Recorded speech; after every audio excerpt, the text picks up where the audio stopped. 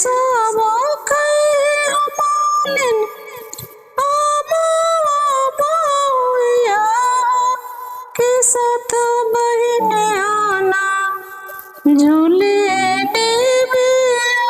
के गछिया के साथ बहने आना झूले के गछिया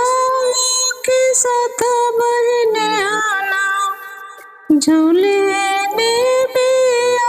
के गछिया के साथ बहने आना कौन फूलवा के आसन डासन हो के कौन फूलवाना मैया के हो खेला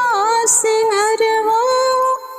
के कौन फूलवाना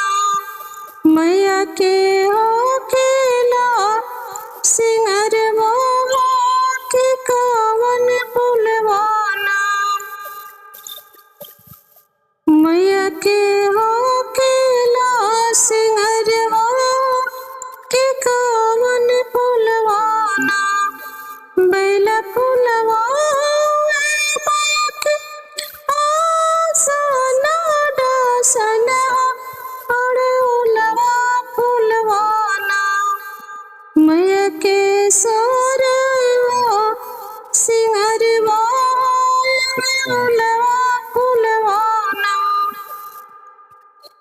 मैया के सरवा सिंहरवा नवनिया फूलवाना